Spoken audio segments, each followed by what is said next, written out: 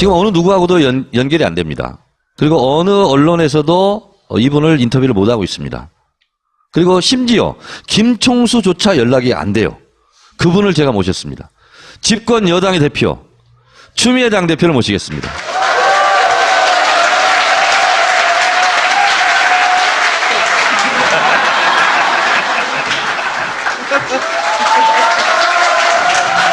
집권당 대표질을 한번 했습니다.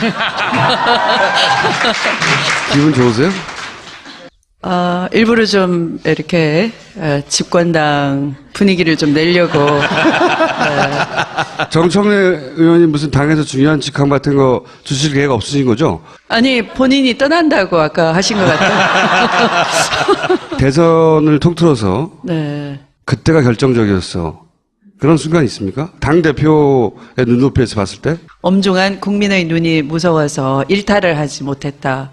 그래서 덕분에 국민 여러분들 덕분에 여당 대표가 힘이 있어서가 아니라 집안 단속하면서 처음으로 치러낸 선거입니다. 본인 스스로 말씀을 못 하시니까 제가 말씀드리겠습니다.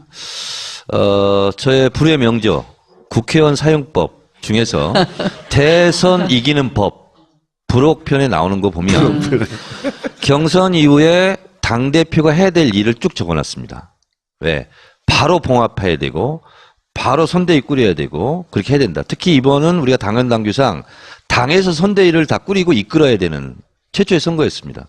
그거를 당대표가 타이밍을 놓치거나 삐끗하거나 그러면 전문용어로 아사리판이 되는 거예요. 근데 정청래 국회의원 사용법, 대선 이기는 법, 경선 직후 당대표가 해야 될 역할을 그대로 다 하셨다. 그렇게 생각하시면 됩니다. 참고로 저는 그 국회의원 사용법 부록편을 못 봤어요. 본인이 하신 게 그대로 책에 써 있어요. 4월 3일 후보가 확정이 됐어요. 네. 그런데 갑자기 컨벤션 효과는 없고 네. 4월 5일부터 안철수 효과가 나타나서 그렇죠. 네. 적폐청산이 아니고 국민통합 이런 식으로 되면서 이상하게 안철수 이 표가 모이는 그런 현상이 나타났어요. 그래서 보수 민주를 몰아주기가 시작됐죠 그때. 네. 그런 중에 제가 신속하게 해낼 일이 문 후보로 확정이 되면서 안희정, 이재명, 박원순 캠프에 가 있었던 분들이 동요하기 시작하는 겁니다. 4월 6일 날 이현주 의원의 탈당이 있었어요. 네. 그리고 이제 마치 무슨 그 국민의당으로 연쇄 탈당이 있는 거 아닌가? 갈 듯 하면서 의원들의 동요가 일부 일어나서 빨리 이제 선대위 구성을 해야 되는데 마치 그 선대위 구성이 저로서는 다른 캠프에 가 있던 사람, 문캠에 있던 분들은 그냥 받으면 되는 것인데 다른 캠프에 있던 분들을 먼저 모셔다가 못 가게 명분을, 정치 명분, 탈당할 명분을 안 주는 게 중요한 거죠. 그래서 4월 3일이 월요일이고 4월 7일 토요일까지 그 선대위 인선을 날밤을 새고 했어요. 이 핵심 당직자들과 함께. 근데 그 인사는 비밀이죠. 그리고 인사의 동의를 구하는 것도 어려웠어요. 왜냐하면 예를 들어 어떤 다른 후보 캠프에 가 있다가 후보가 안 됐다. 이제 그 10대 명의 국회의원들이 모여가지고 우리 함께 움직이자. 이른바 몸값이 올라갈 거 아니겠어요. 그래서 함께 해결하자. 혼자 선대위에 합류하면은 배신자라는 그런 느낌을 주는 거죠. 하루 이틀 먼저 가면. 네, 그럴 네, 수 있죠. 네. 네. 그래서 그때까지만 동의를 해도 사실 나를 세우고 다퉜으니까요. 네, 네. 동의를 해주지도 않고 4월 6일 날 신문의 날 행사를 앞당겨서 했는데 그날 안철수 후보가 지지율이 그 4월 4일부터 양자 대결에서 가상 대결에서 사실 양자 대결이 없는 거 아닙니까? 근데 가상 대결을 붙여가지고 안철수가 올라섰다 이렇게 이제 언론 논조가 잡히면서 4월 6일은 YTN 조사에서 오자 대결에서도 문재인보다 안철수 후보가 7%나 올라섰다 이렇게 돼 있는 거예요. 말도 안 되는 조사였죠. 네. 네. 그래서 우리는 위기를 느꼈고 신문의 날 행사의 캐치프레이즈가 신문이 세상 속으로 이렇게 돼 있어요. 그런데 안철수 후보가 후보 중에는 유일하게 와가지고 축배사를 하겠다고 하면서 멋지게 여유 있게 연설을 하신 다음에 기세등등한 표정으로 이 잔을 들고서는 전부 세상 속으로를 제가 좀 바꿔서 세상 하면 안으로 해주세요. 그래서 전부 안철수 지지자로 만들어버리는 거예요. 세상 안으로 저만 유일하게 문으로 이랬어요.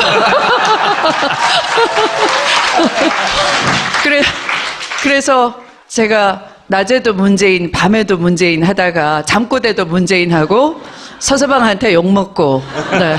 그래서 목소리는 문주란 돼버리고, 아직도 신목소리가 해결이 안 되고. 개그는 늘지 않으셨네요.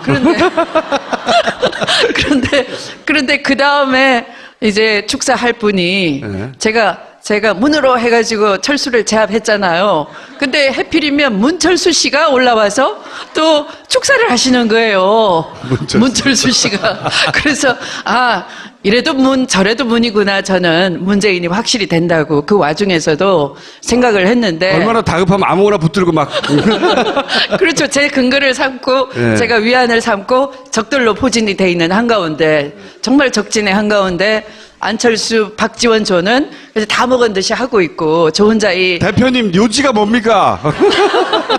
아니, 그래서 네. 요지는 그 무렵에 제가 이제 선대위를 빨리 발표를 국회의원들이 탈당을 못하게 네. 선대위를 빨리 구성하고 후보께 보고를 드리고 선대위 구성을 다 완료를 했더니 그 이튿날 비서실장 입장문 해가지고 후보와 한마디 상의도 없었다. 막 이 선대위원장 당대표를 디스하기 시작하는 거예요. 그게 첫 번째 위기였어요. 원활한 커뮤니케이션이 그때 잘 안 됐군요. 아니. 서로. 커뮤니케이션이 충분히 됐는데 네. 서운한 게 있었던 모양이에요. 개인적으로 저한테. 모르겠어 그거는. 저도 모르겠어. 선거를 치르다 보면 대선 때 수백 명, 수천 명이 모입니다. 네. 그러면 그렇죠. 원활하게 소통이 일사분란히 잘 되는 게 비정상입니다. 그건 있을 수가 없는 일이에요. 맞아요. 네, 그래서 원래 있던 조직이 아니거든요, 이게. 그리고 후보를 중심으로 어쨌든 난다긴다 하는 사람이 다 모인 거 아니에요. 대한민국 인재들은. 그러다 보니까 각자 생각과 주장이 다 많아요. 그거를 예전에는 후보가 다 조정을 했어야 돼. 근데 이번엔 당 중심으로 선거를 치르니까 당대표가 카리스마를 가지고 리더십을 가지고 정리를 해나가기 시작해야 되는 거예요. 그 과정에서는 당연히 잡음이 없다는 게 이상한 거야. 있는 건데 그것은 굉장히 제가 봤을 때 객관적으로 봤을 때 이번 선거는 예전 선거, 당 선거 제가 많이 봤잖아요. 굉장히 잘한 선거예요. 당으로서는. 굉장히 어떻게 보면 아무 문제가 없었던 건 아니지만 그다지 큰 문제 없이 쭉 간 거예요. 그래서 그런 면에서는 제가 당원이지만 우리 당이 굉장히 잘했다. 그리고 그 중심에는 추미애 당대표가 있었다. 그리고 패배한 경선 후보들이 멋졌죠. 그쪽 캠프에서 들어와서 굉장히 일을 열심히 해줬잖아요. 그렇죠? 안희정, 이재명 캠프의 인물들이 합류해서 제대로 일을 했죠. 열심히 하게 제가 그 선대위에 합류를 시키고 그렇게 열심히 하도록 환경을 조성해 드린 거죠. 아니, 이거는 웃으면 안 돼요. 이거는 그 팩트 체크 모드로 아주 진지하게. 네. 그러면 지금 이제 당 대표로서 어려운 줄 말씀하셨던 거고, 그거 말고, 우리 후보가 지금 어렵다. 이거 위기인데, 이런 상황은 몇 번이나 있었어요? 이른바 우리 청년들의 그 실업난이 심각한 가운데 근거 없이 그 아드님, 네. 채용비리라고 하는 그런 가짜 뉴스, 날조 뉴스 이런 것들은 정말 어이가 없었어요. 네. 그때 가장 큰 위기. 왜냐하면 그것은 아까 말씀하셨잖아요. 제가 들어오기 전에 들으니까 친문 패권 네. 이렇게 얘기하는데 없다를 증명하기가 어렵다라고 했잖아요. 그러니까 정상적으로 지극히 정상적으로 자기 실력으로 들어간 건데 자꾸 이걸 권력을 행사해서 취업 비리가 있었다 이렇게 몰고 가니까 그걸 아니라고 할수록 본인이 나와서 증명을 하라라는 거죠. 어떻게 증명해? 안 했는데. 네. 안 한 걸 안 했다고 증명이 어려워요. 근데 사실은 저도 엄마이지만 우리 가족들한테는 많은 심리적인 부담을 주고 살아요. 그러니까 유명 정치인의 아들, 딸로 사는 거 굉장히 고달픈 인생이에요. 그래서 저는 그 상처를 이해하거든요. 그래서 그것은 후보나 후보 가족의 길을 꺾는 것이에요. 이번 경우는 후보 부인께서 언론 노출도 끓이시면서 가장 험지라고 하는 곳이 호남이었어요. 광주에 그 사골제방을 얻어놓고 노인들 이렇게 어깨 주물어 드리고 또 노래 부르면서 노인들, 어르신들께 인사도 해드리면서 후보가 하지 못하는 영역을 그거는 어떻게 보면 여러분들을 사랑합니다, 소중하게 여깁니다 이런 표시잖아요. 그건 말로 해서 안 되는 것이잖아요. 그래서 사실은 국회의원 부인들께서 뭐 노인정 가서 설거지도 해드리고 하듯이 그러니까 후보의 어떤 정치 비전 이런 거 못지않게 그 가족들의 헌신이 필요한 거죠. 진정성을 보이기 위해서. 근데 그런 역할을 묵묵히 수행을 해주셨는데 마지막 그 부분 아들의 취업 비리에 대해서는 정말 엄마로서 가슴 아파하시는 것이어서 저도 자식 키우는 엄마로서 너무 가슴이 아픕니다. 기 꺾이지 마십시오. 이것은 당에서 해결하겠습니다. 그래서 후보나 그 가족들에게 용기를 위안을 드리고 그랬어요. 당에서는 그 공격을 일종의 위기로 받아들인 건 맞군요. 20대 표가 그 여론조사 안철수 후보가 아까 뜨고 있을 때 안철수 후보의 검정에 들어가야 되는데 검정문이 막혀버린 거예요. 그 채용 비리 때문에. 초반에. 네, 초반에. 그리고 오히려 그 안철수 후보의 부인의 그 학교 채용 비리 뭐 이런 것들 제가 여기서 구체적으로 또 얘기하면 선거 끝났는데 또 명예훼손이라고 하니까 여러분의 기억에 맡기겠습니다. 3월 23일만 네. 기억하시면 됩니다. 네, 네. 그러니까 2011년 3월 23일. 네. 알아서 찾아보세요. 네. 그런 것이 훨씬 심각한 문제였음에도 이 청년 실업 때문에 우리 사회 분위기 때문에 그 아드님 문제가 훨씬 부각이 당에서는 되니까 그게 어쨌든 지지율이 네. 더 올라가야 되는데 못 올라가고 막고 있는 요인이라고 생각했던 거예요. 그렇죠. 가장 첫 번째 요인이 그거였어요. 그래서 그것에 대해서 어떻게 돌파하나 하나가 있었고, 그리고 그 여론조사에서 가장 도덕적인 후보인데, 초반에는 그런 문제로 도덕성에 흠결이 있는 것처럼 여론조사 결과 나온 것이고, 또 하나는 그 마지막 판에는 역시 5, 60대가 표심을 정하지 못하는 이유가 썩 보수 쪽 후보한테 쏠림 현상도 없으면서 우리 후보를 지지하지 않는 이유가 안보관이었어요. 그래서 그건 제가 전국을 요새 다니면서 느낀 것이었어요. 저는 광장의 요새뿐만 아니라 뒤로 돌아가서도 분위기 탐색까지 하고 이렇게 이 여론조사에 나오는 것을 체감을 하기 위해서 무엇이 문제인가 뒤로 골목을 한번 돌아서 나오는 경우가 있었어요. 근데 역시 뒤에서 들리는 얘기는 후보의 안보관, 빨갱이라고 해놓으니까 근데 그걸 구체적으로 후보를 모를 수 있거든. 온 국민이 후보에 대한 인지도는 높지만 후보가 이 나라 안보를 지킬 실력이 되느냐, 정말 빨갱이 아니냐 이런 이미지 느낌으로만 판단하거든요. 그래서 제가 제일 마지막 날은 역시 아직 표를 결정하지 못한 어르신 세대를 위해서 저녁에 늦게 가서 8시 반에 이제 후보가 판문점 도끼 사건 때 그 북한군을 응징하기 위한 64명의 특공대가 있었어요. 그 중에 한 분이 북한군을 응징하러 갔던 특전사 한 분이 바로 후보입니다. 그런 경력을 담아서 연설을 한 10분간 해서 그것을 각 지역위원회에 밤늦게 이메일로 쏴주면서 이걸 내일 하루 종일 들어라. 하루 남았으니까 경로당 공원 어르신들이 가는 식당 뭐 이런 데다가 그걸 계속 유세 대신에 이걸 틀어라라고 유세 차량에게 그렇게 지휘를 하라라고 했어요. 오늘 나오신 이유가 대표님 자랑하러 나온 거예요. 아니 좀 자랑해야 될 만해. 박수 부탁드립니다. 네네. 요 얘기를 제가 받고 문재인 대통령이 그러면 안보에 첫 대응을 했지 않습니까? 5월 14일 북한이 탄도미사일을 쐈어요. 쐈는데 이게 굉장히 미국으로서는 우리로서도 굉장히 주목해야 되는 것이 처음으로 2,000m를 올라갔습니다. 고도로. 높이 올라가야 멀리 날아가죠. 800km 정도까지 날아갔어요. 이것은 알래스카까지 날아간다는 거거든요. 미국으로서는 굉장히 위협적인 겁니다. 그러면 곧바로 이게 이제 대륙간 탄도미사일로 변형이 가능한 그 직전 기술까지 와 있는 거예요. 그럼 미국 본토를 타격할 수 있는 미사일이 개발되고 거기다가 핵무기 같은 걸 탑재하면 미국으로서는 굉장히 위협적인 거죠. 굉장히 미국으로서도 대한민국이 어떻게 대응을 하나 문재인 대통령이. 세월호 때하고는 전혀 딴판이었습니다. 완전히 달랐어요. 21분 만에 비서실장한테 보고하고 비서실장이 바로 20분 만에 대통령한테 보고해서 언론에 다 나왔어요. 41분 만에 보고를 했는데 중요한 것은 5시 27분에 쐈는데 7시에 NSC 국가안전보장회의가 실제로 열립니다. 그런데 박근혜 대통령 강요들이에요. 그래서 첫 번째가 이순진 합참 의장한테 화상 보고를 받습니다. 그리고 각 장관들 안보실장한테 보고를 받고 거기서 바로 회의를 해서 거기 없었으면서 성명을 냅니다. 이 대응을 딱 보면서 중국이든 아니면 미국이든 굉장히 안심을 하고 있는 거예요. 이것은 눈에 보이지 않지만 2015년 8월 비무장지대에서 목함질 사건일 때 하루 동안 날아간 돈이 34조 원이에요. 잘못 대응하면 그렇게 되는 거예요. 국부가 하루에 34조가 날아가요. 근데 문재인 대통령이 하루 동안 그 오전 짧은 시간 동안 대응한 것은 수십조가 빠져나가는 것을 막았다고도 볼 수 있는 거예요. 엄청난 일을 해낸 겁니다. 앞으로 민주당은 어떻게 되는 겁니까? 민주당이 아니고 집권 여당이라니까요.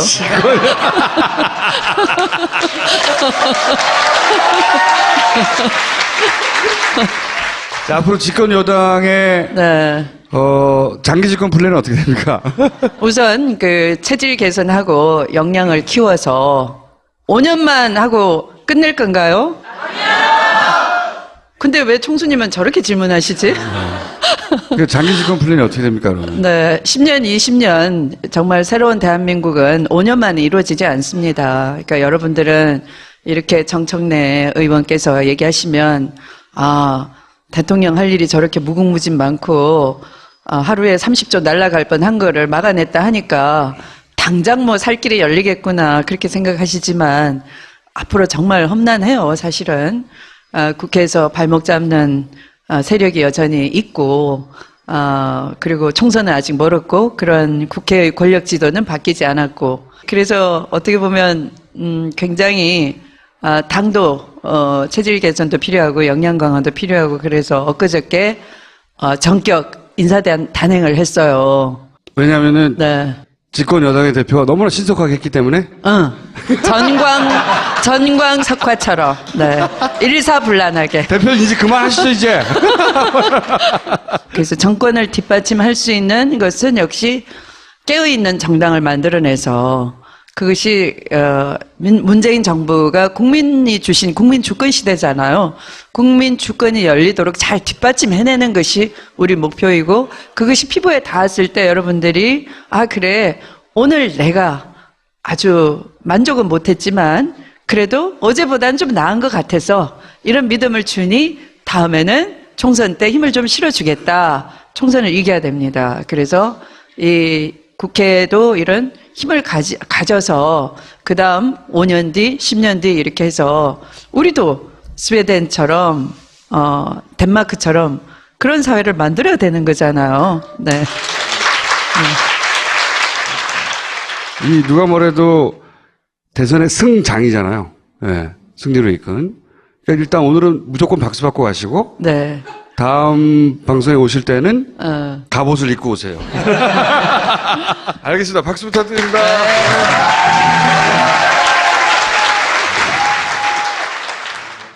모닝똥? 제겐 사치였죠.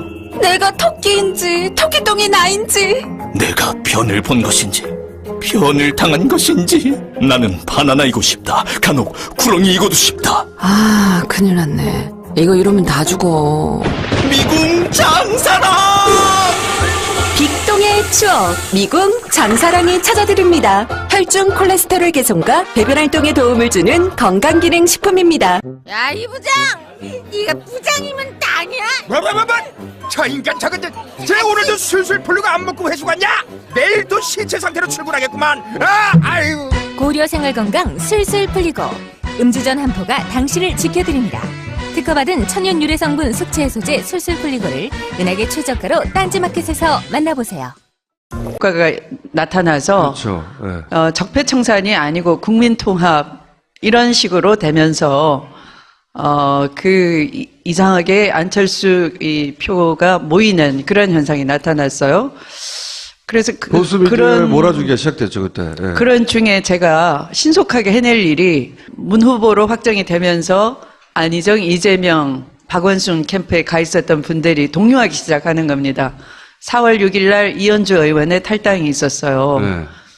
그리고 이제 마치 무슨 그 국민의당으로 연쇄 탈당이 있는 거 아닌가? 갈 듯 하면서 의원들의 동요가 일부 일어나서 빨리 이제 선대위 구성을 해야 되는데 마치 그 선대위 구성이 저로서는 다른 캠프에 가 있던 사람, 문캠에 있던 분들은 그냥 받으면 되는 것인데 다른 캠프에 있던 분들을 먼저 모셔다가 못 가게 명분을, 정치 명분, 탈당할 명분을 안 주는 게 중요한 거죠. 그래서 4월 3일이 월요일이고 4월 7일 토요일까지 그 선대위 인선을 날밤을 새고 했어요. 이 핵심 당직자들과 함께. 근데 그 인사는 비밀이죠. 그리고 인사의 동의를 구하는 것도 어려웠어요. 왜냐하면 예를 들어 어떤 다른 후보 캠프에 가 있다가 후보가 안 됐다. 이제 그 10대 명의 국회의원들이 모여가지고 우리 함께 움직이자. 이른바 몸값이 올라갈 거 아니겠어요. 그래서 함께 해결하자. 혼자 선대위에 합류하면은 배신자라는 그런 느낌을 주는 거죠. 하루 이틀 먼저 가면. 네, 그럴 네, 수 있죠. 네. 네. 그래서 그때까지만 동의를 해도 사실 나를 세우고 다퉜으니까요. 네, 네. 동의를 해주지도 않고 4월 6일 날 신문의 날 행사를 앞당겨서 했는데 그날 안철수 후보가 지지율이 그 4월 4일부터 양자 대결에서 가상 대결에서 사실 양자 대결이 없는 거 아닙니까? 근데 가상 대결을 붙여가지고 안철수가 올라섰다 이렇게 이제 언론 논조가 잡히면서 4월 6일은 YTN 조사에서 오자 대결에서도 문재인보다 안철수 후보가 7%나 올라섰다 이렇게 돼 있는 거예요. 말도 안 되는 조사였죠. 네. 네. 그래서 우리는 위기를 느꼈고 신문의 날 행사의 캐치프레이즈가 신문이 세상 속으로 이렇게 돼 있어요. 그런데 안철수 후보가 후보 중에는 유일하게 와가지고 축배사를 하겠다고 하면서 멋지게 여유 있게 연설을 하신 다음에 기세등등한 표정으로 이 잔을 들고서는 전부 세상 속으로를 제가 좀 바꿔서 세상 하면 안으로 해주세요. 그래서 전부 안철수 지지자로 만들어버리는 거예요. 세상 안으로 살 수- 저만 유일하게 문으로 이랬어요.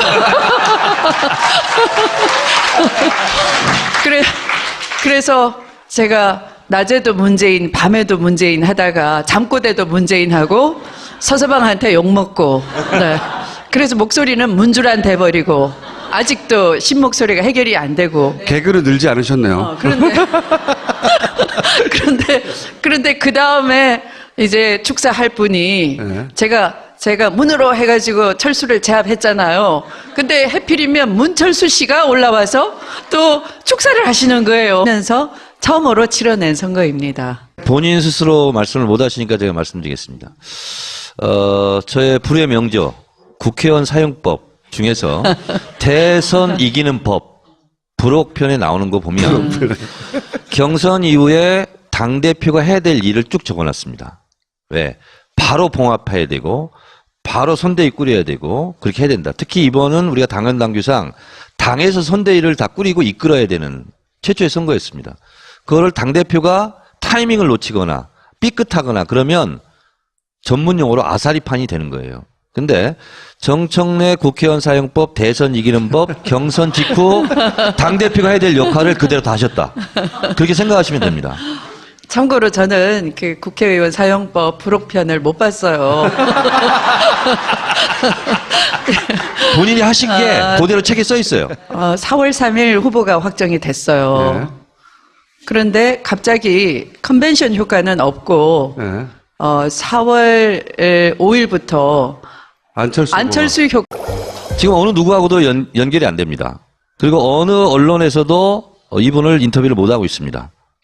그리고 심지어 김총수조차 연락이 안 돼요. 그분을 제가 모셨습니다. 집권 여당의 대표, 추미애 당대표를 모시겠습니다.